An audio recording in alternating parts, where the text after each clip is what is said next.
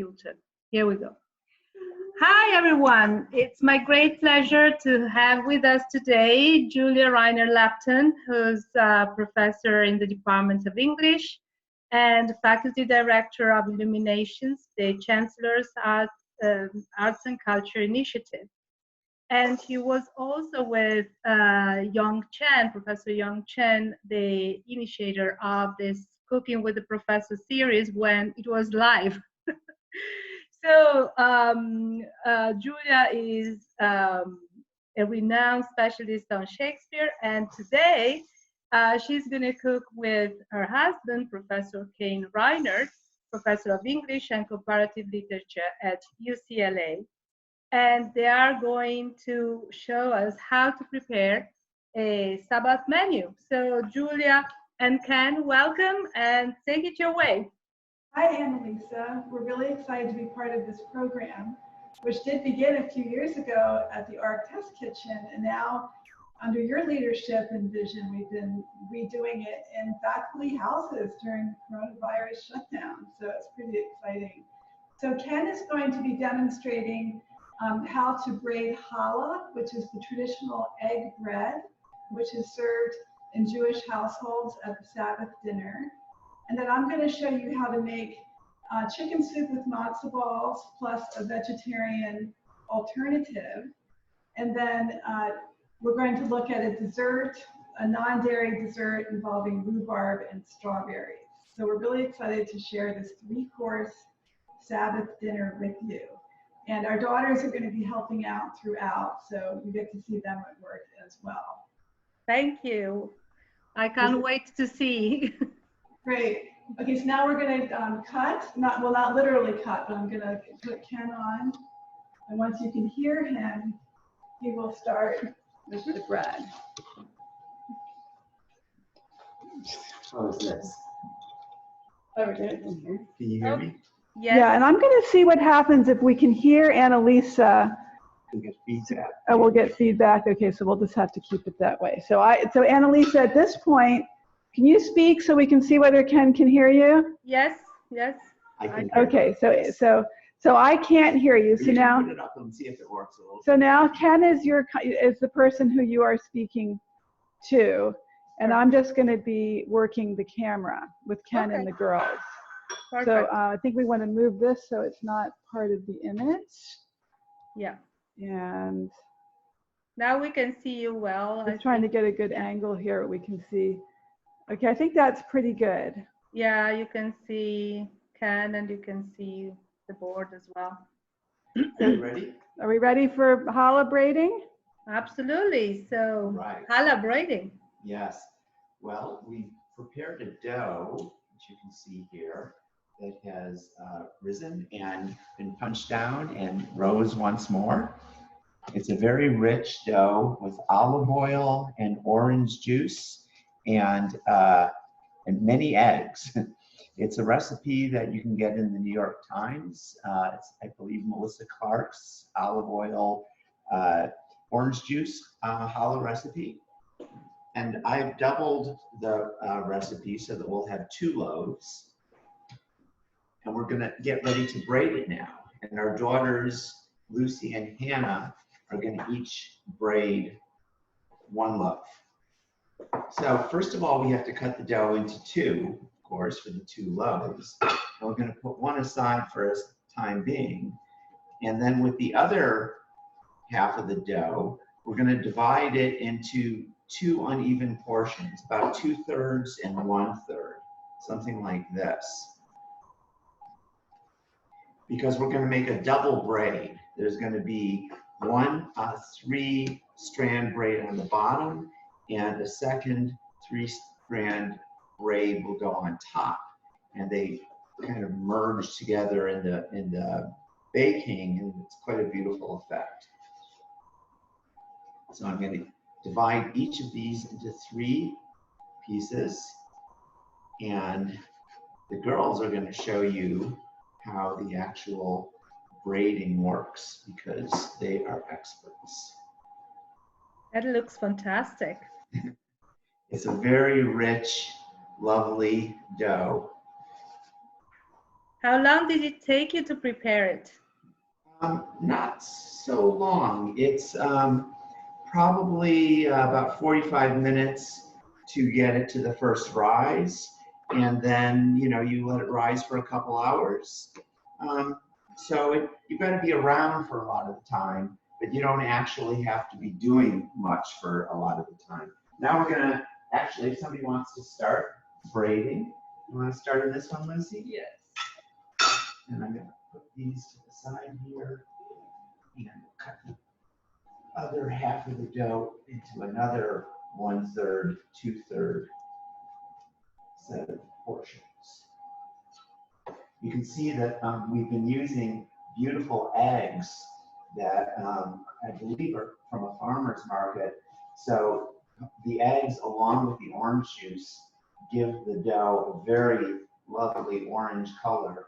Are you putting chocolate chips in it? No, this is going to be a plain one, not chocolate chip. Yeah, the color is amazing. Yeah, and we're going to put a double egg wash, both before the final rise and then after, and it's going to get a really lovely shiny surface.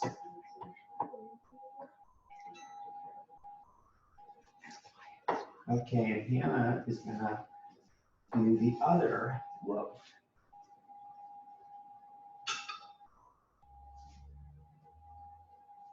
You always have 2 loaves for Shabbat dinner, the beginning of Shabbat, and the 2 loaves signify the extra portion of manna that God gave the Israelites when they were in the desert wandering, Right. so that they didn't have to gather anything on Shabbat when you're not supposed to work. So Yes. you get always the 2 loaves.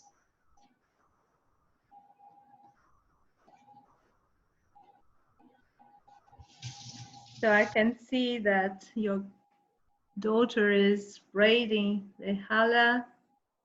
And where did you learn how to do it? Oh, I don't know. I think it must have been, you know, many years ago, 30, 40 years ago, probably just from a cookbook. I see. Yeah, for years I used a Jewish holiday cookbook, and it had a really nice challah recipe that I used for many years. But then I've recently discovered this new Melissa Clark recipe, which I actually prefer. So the first one is ready, almost, yeah? Almost, yeah. And you want to make sure that the ends are very tight, because one thing that can happen is that if the ends aren't tightly connected, it'll unfold in the oven. Yes. And I think what we'll do is put our baking sheet with parchment paper here. So Lucy, do you want to give yourself a little bit more space that way? Yeah, beautiful. Yes. This is a little long. I'm gonna just kind of tighten it up a little bit. Beautiful.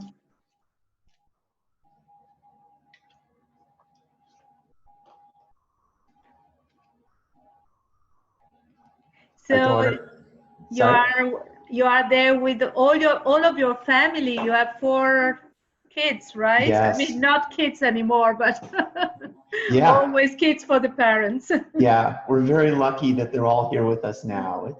It makes it feel very complete, and we really have enough people to have a lot of fun with. Yes. We play a lot of games in the evenings and watch movies and TV shows together. So it's just great having these guys around. Yes. Now here's Hannah's braid. These are the bottom braids. Perfect. And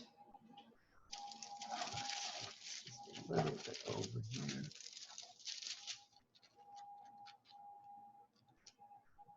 Now they're making the second smaller braid. When Hannah was a student in Providence, she had weekly Shabbats for friends there. And there were many, many people. It was completely mixed, not just Jews by any means. And Yes. Shabbat became a huge weekly celebration. Yeah.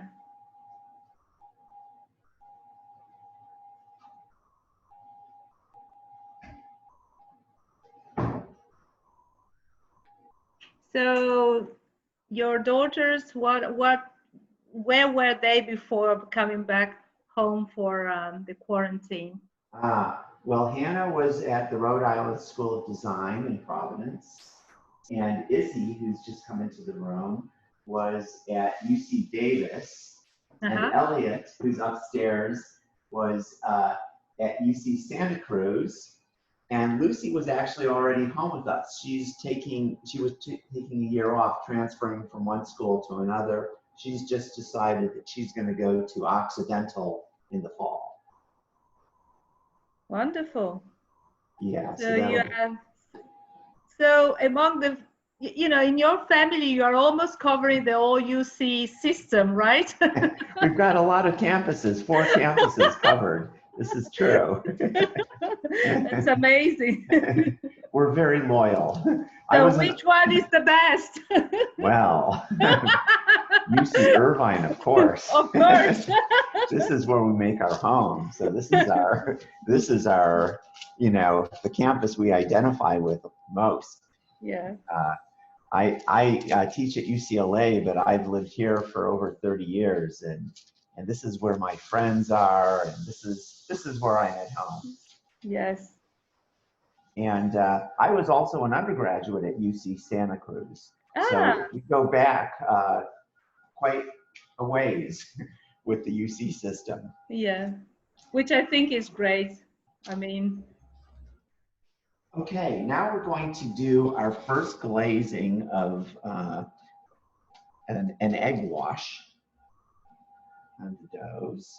And the double glazing before baking, before the final rise, and then just before baking, really is nice. I have to say, I've never done that until recently, and it gives it a nice bakery level of sheen.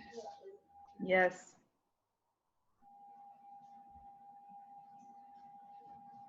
And so you are glazing it with egg, I suppose? It's egg and a little bit of water.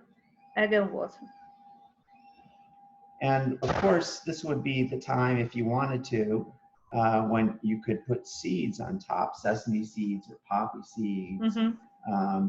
And we often do put things in the challah itself, like chocolate chips when the kids are around.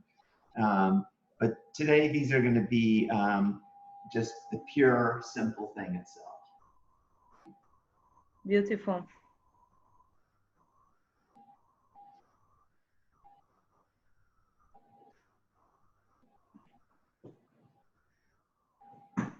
All right, this is basically now going to rise again for another 45 minutes or an hour.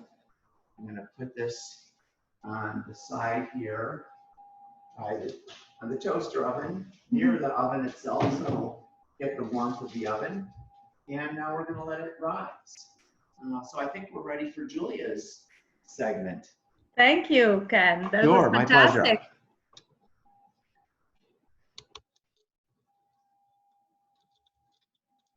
All right, so Emily, so how are we doing for time? We are doing fine. Don't worry about time. We'll cut what we need to cut, but we are doing fine. We are into the recording, 15 minutes into the recording, so we have plenty of time. Okay, good. All right, so we've actually moved. Hold on. We'll wait a second here. Okay. And it's still a little wet here, so let me get that dry. Don't want anyone to be electrocuted, or well, hopefully the battery is good. It's pretty good. Okay, well, we can plug it in when we do the dessert. Yeah, it might be a good idea. Okay, so let's see in terms of angles here. Yeah, because we have a little transitioning, so you don't need to be here right now. Weird.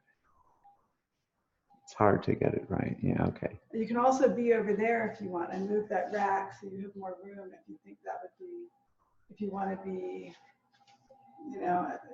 closer on the other side of the sink? Yeah, why don't you move that there? Okay, so we're just gonna. Yeah, no, because I can't see it. I have to have it here. Okay. Okay, this is good. How is that? I think good. The angles are strange. Okay. So now we can So- see. Can you see? Should I let me know if you want me to get started? I'm going to say start with saying a little bit about kosher dietary laws, which I think not everyone knows about. Yeah. Okay, so great. So we've just moved to a different part of the kitchen, and we try to, one of the hallmarks of Jewish cooking are the kosher dietary laws. And the main principle there is separating all of your milk products, including your milk dishes, silverware, pans, even dishwasher, from your meat things. And the meat that you use in kosher cooking is kosher meat, which has basically been slaughtered and in a particular way, and also is restricted to certain species. Yes. And so we're going to be, this is a meat meal. On Shabbat, usually meat is served. And so I'm going to be making a chicken soup with matzah balls, which is a very traditional Shabbat dish, with a vegetarian alternative. And the bread itself is dairy-free, and we will have a dairy-free dessert as well. So matzah balls are made with matzah meal, and I just use a mix. Very easy, very straightforward.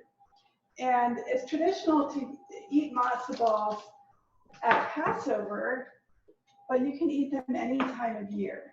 And it's very simple. It's 2 eggs.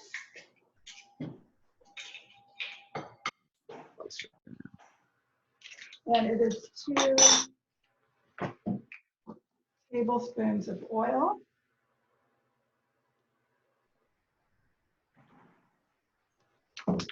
This is mixed together, combined.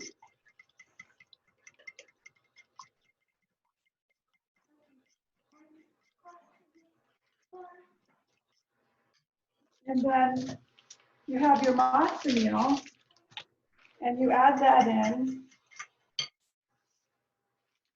and you combine all of that up. Yes. And that all that's in there is matzah meal and salt and some seasonings, and that's really it. So you can make this from scratch with your own matzah meal, but I always use the mix because it saves me a few steps. And I only make this dish a few times a year. So usually at Passover and then a couple of other times as well. Now this has to chill in the refrigerator for about 20 minutes. So I made some earlier so that we can go right to the shaping. And these are going to cook at low temperature. So I'm going to get my stove heated up as well.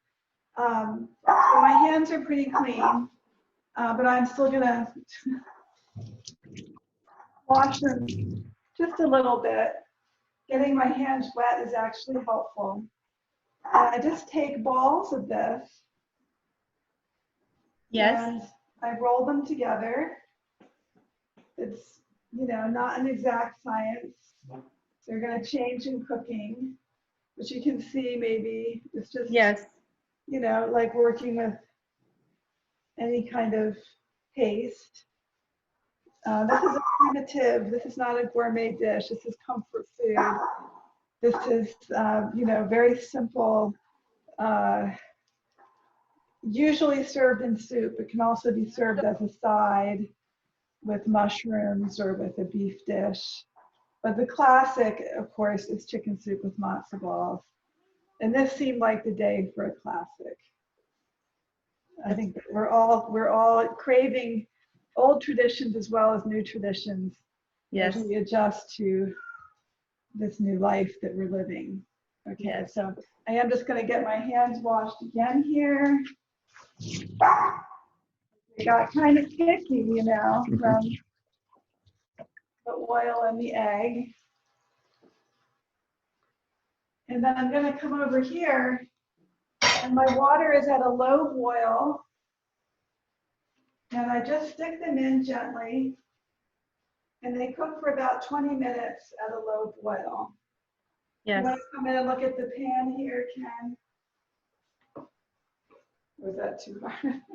Sorry. It's hard, but I'll try. All right, so that's Oh, our that's pan. beautiful. You know, and they're going to puff up. They're going to get to be 2 or 3 times that size, maybe 2 times that size. I cover it. And then I just know that in 20 minutes that will be done. And then I'm going to work on my soup. And this is a recipe that's modified from Ken's mother's recipe, kind of combined with the New York Times chicken soup from scratch. And this recipe from the New York Times is really fantastic. It's extremely easy. Everything goes into the pot at the same time. And you don't have to peel the chicken, but you skin the chicken, which I always used to do. But according to the New York Times, the chicken actually, the fat of the chicken gives your stock a kind of silky richness to it, and is not as fatty as we were told. The when we were skin, young yeah. people, the skin itself. So I have a whole cut up chicken in this pot, and I'm going to add to that some vegetables. Can you see these? Yes. Got We some have beautiful carrots. onions. So I'm going to put onions in here. Yes. I can go ahead and turn on my temperature because I'm going to want to get that to a boil and then go very low with it. I've got leeks. Mm-hmm. I love just throwing whole dill right into my stock. So it's going to be This very is a very simple dish. This is comfort food, flavory. not sophisticated, but none of it is ever wasted. People just love this. And I cook this usually without the matzo balls, just with rice. If anyone in the house is sick or had a bad day or it feels a little chilly out, this is the meal. I have some beautiful carrots here. They are great. I'm going to just cut off their little heads. I already peeled them. I wanted you to see how beautiful the carrots were. These were from an organic box that I got yesterday.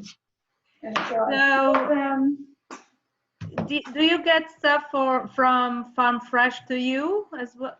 Yes, we've been using Farm Fresh for many years. Yes. And we're trying some other services now as well because we're really enjoying the deliveries and the variety and the sense of supporting local farmers. So that all has been really fun. Yeah, I do the same. Whole carrots, these are yeah. And the carrots are fantastic. Yeah. Yeah, I love these carrots. I'm also going to throw a lot of celery in here. The stock is the soup. There's no stock that I made beforehand. And so I'm going to put all of that in there. And I think I'm going to add some kosher salt. This is kosher salt, which, this basically is a coarse ground salt. It's called kosher partly because it's used in making meat kosher. The kosher meat is salted before it's eaten. And this is kosher chicken that we have in here. And I'm certainly going to add some pepper to that. And then basically I want that to come to a boil. And then I'm going to put it down low and I can cook it for an hour. And it will be basically ready to eat. I'll take the chicken out. I'll let the chicken cool a little bit and separate the meat from the bones. I'll take out the large pieces of dill and parsley and a lot of the celery. And then we just scoop it up and with the matzo balls in bowls, and everybody loves it. It's really great. Yes, everyone is going to be happy. Exactly. This is happy comfort food. Yes. Now, we do have a vegetarian in the house, and so I make her a variation. And actually, it takes more time because good vegetable soup is hard to make. I've already made a stock. I made this earlier with just whatever I had, some older carrots, the ends of the leeks, the ends of chard, various things that I had that I threw in there. Before I add the stock, though, I am going to saute some vegetables because, as you know, as an Italian cook, when you saute the vegetables, they release flavors and they really increase the flavor of your end product. We don't do that with the classic chicken soup. There's no sauteing, but we do it with this because we need that extra flavor. We don't have the chicken to give us flavor. So I'm adding some olive oil here. This is a flavored olive oil that I like. I think my other olive oil has disappeared, but I'm gonna maybe put a little bit of just canola in there too. And so what am I gonna fry? Well, I have, or saute, I should say. I have some celery and also some chopped charred bits. So I'm gonna put those in there. And of course I have some onion. We're gonna put that in there as well. And I'm gonna get over here. I have some mushrooms, which of course add a lot of nice flavor to a vegetarian soup. Yeah, I love mushroom. And they just go in there. And then I'm gonna stir it up. And that has to saute for a while. And then I'll be adding some other vegetables to it, including some greens and some fresh carrots. And I will add my stock. And my secret ingredient that I also add to the stock when I'm making a vegetarian soup is just a little bit of miso. Oh, yes. This is a miso paste. Mm-hmm. And so I stir a little bit of that into my hot stock, into a cup of hot stock. And that just adds a little opacity and a little bit more of a kind of a complex salt taste. Yes, yes. Compensate for what to me is a lack of meat. But to my daughter, you know, a positive thing. You know, I have a daughter who's vegetarian too. A natural, you know, natural born vegetarian because she's only 6 years old. So it wasn't a conscious, deliberate choice based on ethical, you know, values or anything like that. It's just that she doesn't like meat. And so I always have to, or very often have to make a double meal. Or we're always doing a lot of juggling to make sure there's something for everyone. And now the kids will often help cook and make their special thing if they don't like the main course. So this is actually going to take a while to cook, so I think we can transition to the dessert. Absolutely. So what are you going to make as a dessert? Is it? Well, I'm going to get my daughter to come and help. Isabel is going to come and help us with this. But we're going to be making a rhubarb strawberry compote. So we'll take a little cut here to be not literally a cut, but a transition. Izzy? All right. So rhubarb is a family. This is Izzy. She's going to help make this. Hello. This is often her job when we're cooking together. Is that I will assemble some of the ingredients, but she will really execute and even help design the dessert. So rhubarb is a family favorite. It's in season this time of year. You can see it has a wonderful red rim. It has a deep green when it's really fresh like this, nice deep green flesh.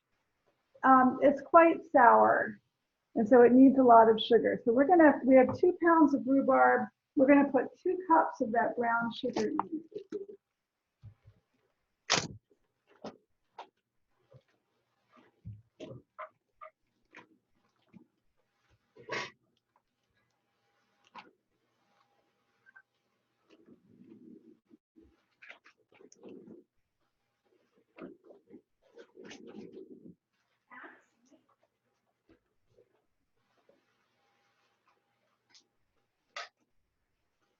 And this is not an exact science. I'm not a chemist baker, as you can see from the beautiful bread that he was making for us. I am the cook and he is the baker. And what I like about compotes is they're always, and crumbles, is that they're always different, they're always good. You use what's on hand, you experiment a little bit with your sweetness and your flavors, and it always gets eaten. And it's pretty healthy. It doesn't have a lot of fat in it. This particular one is gluten-free because the vegetarian also prefers not to eat gluten. So it's very easy to do a gluten-free crumble. Is that good? Well, the recipe said 2 for that much rhubarb. So let's go ahead and keep I'm not really packing it. That's fine. You don't need to pack it. And I like using frozen fruit for some of my crumbles. Obviously, fresh fruit is fantastic, but it can be more expensive and you're just cooking it and you have to prepare it. So here I have the fresh rhubarb, but we're going to be using frozen strawberries. And they're about half the price of fresh strawberries, and they've already been prepared for us. So that's a really nice tip. Yes. Okay, so that's 2 cups of sugar now. So kind of mix that up.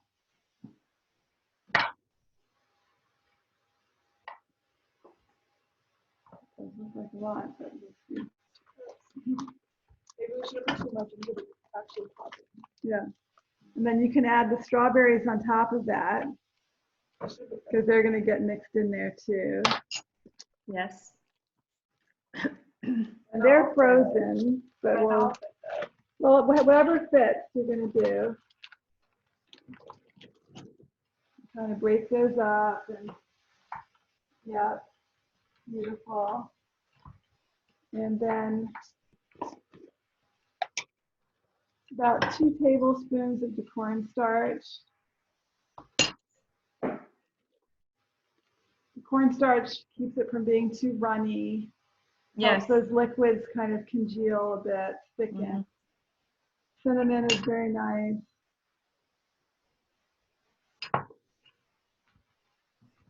And then just kind of work that around a little bit, but it's okay if the rhubarb is at the bottom and the strawberries are at the top.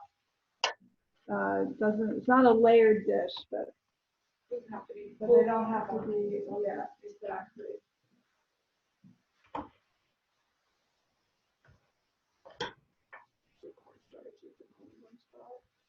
Again, this is very homely, very basic. Any college student can learn how to make this. No rules. There's very few rules. You just have fun with the fruit that's available. And Yes. make something nice. Yeah. Okay, so now we're going to make the crumble part. And so let's do. So I have these proportions with you. We're going to do 1 cup oats.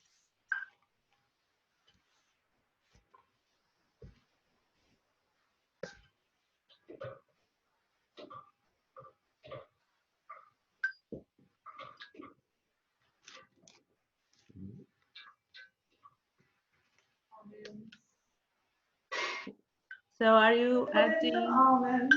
almonds? Some Yeah. nuts would be good. Yeah, so we're going to put in some almonds. These really add protein, flavor, interest. We can just put them all in. We're getting more almonds tomorrow from the local farmers. The same formula for flour. Corn flour, yeah. Now we're going to put some, you can make this with flour if you want it. But I like using the cornmeal or corn flour because it is gluten-free. Not use all of that, it's fine. We'll just get some of this out of here. It's all part of the farming. It's all going to go on top of here anyway. And then because we are doing a meat meal, we don't want to include dairy in our desserts. So a lot of kosher cooking, especially the desserts, are workarounds for dairy. So we're going to try it tonight with some organic coconut oil. So we're going to start with about a half cup. But we may need more than that for all of that. We need some sugar in there too. Is this gonna have to be melted or do it? I don't think so. Hopefully that will work. Need another spoon there.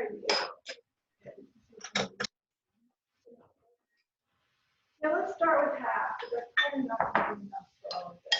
Mix this up a little bit. Definitely think we're going to need some sugar. We're going to add some brown sugar. Maybe some cinnamon. we need a bigger bowl, we'll get one. This is making a lot of crumble topping.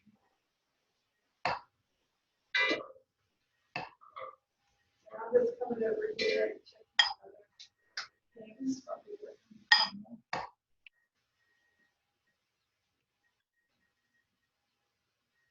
What do you think? A little bit more fat in there? Or yeah, I'll good. So we're going to add a little bit more coconut oil to that. A little more.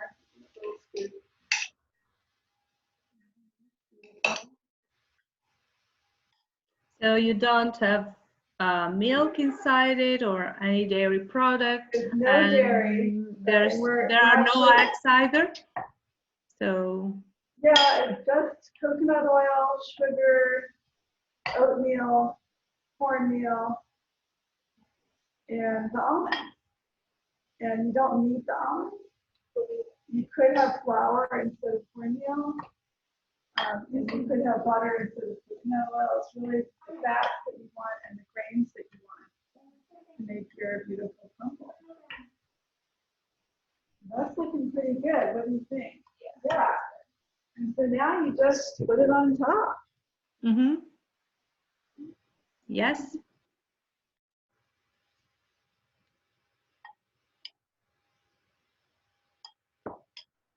The whole thing is assembled in about 15 minutes. It's pretty good for a dessert. And it's good after dinner. It's also good the next morning for breakfast. By lunch, it's gone with a family of 6. But it's very easy, very healthy. Yes. Not sophisticated, but it works for us as a dessert. If we want sophisticated, we buy it. And if we want comfort, we make it. Absolutely. And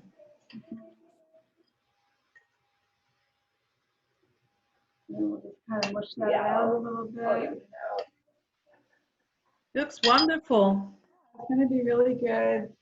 Rhubarb is very special this time of year, so whenever we can, we buy it and we cook it. You can also put rhubarb in applesauce. You can make a compote, which is basically the same as this, but without the topping. And we're not going to put it in the oven yet because those strawberries are still a little bit frozen. But we'll put it in the oven soon, and you cook it for about an hour. Yeah. You can't really overcook it. It's extremely forgiving. So let's come over here for a second. We'll see how our soups are doing. So you can see that this vegetarian soup, these beautiful things are really cooking down. Our mushrooms are browning. That's going to provide a lot of nice flavor. And so at that point, I can probably add my stock.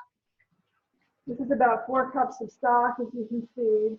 Yes. I've made this earlier, just with odds and ends. And I'm going to add my carrots now, too. It doesn't really have to cook very long because it's just vegetables. And I'll add my greens at the very end. And I'll probably saute those in a little bit of oil before adding the greens. It makes them just a little bit nicer. And then that can be served with the matzo balls. The matzo balls are looking pretty good. Look They're at them. probably done. They're really puffed up. Yeah, so they absorb all that nice water, boiling water, and they get very nice. So I'm probably going to turn those off in a minute. And then here is my chicken soup. Wow. And this is starting to boil. And I don't really want it to boil very hard. And it does throw this albumin, which for 30 years, I would skim off the top of my soup. And then the New York Times told me that that albumin actually is really good for you and it tastes good. And it's perfectly fine to leave it in your soup. So it's one of these times when eating a really good recipe actually made things easier for me rather than harder. Yes. So it's kind of fun. So again, chicken soup from scratch from the New York Times really is a great time saver for an excellent classic soup. So I'm going to just turn that down and in an hour it will be ready. for me to kind of sort through it, get rid of the stuff I don't want, get the chicken off the bones, and have it be really pretty for service at our Shabbat table. Maybe we can come over here and see the Shabbat table for a second. Oh yes, we want to see the Shabbat table.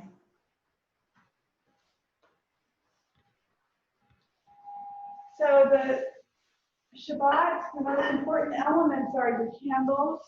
Yes. Shabbat begins by lighting 2 candles with a special prayer. The other important element is either your kosher grape juice or your kosher wine.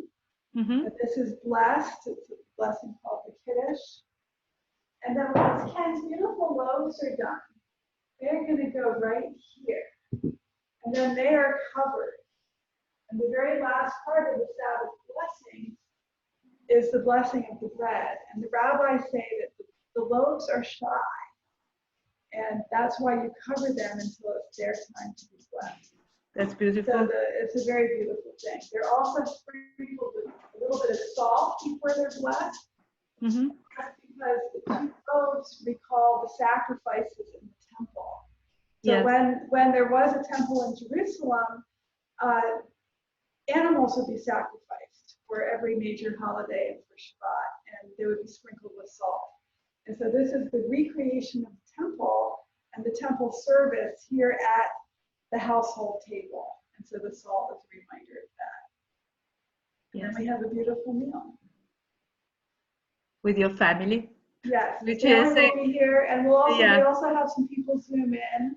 We have friends who are alone during this quarantine time. And so we have been Zooming with at least 2, 3, sometimes 4 people. Just for the blessings part, it gets a little chaotic once we start eating, but we love to share the blessings with as many people as we can. Yes. So it's very beautiful. I think we are blessed to have our family with us, and definitely people who are alone are having a harder time, I think. Absolutely. So Shabbat Shalom. Shabbat Shalom, and thank you so much, Julia and Ken, and all your beautiful children. Thank you, and we look forward to seeing more episodes of Cooking with the Professor. The show must go on, indeed. So thank you so much, and for all of you who have been watching this video, goodbye and enjoy. Bye.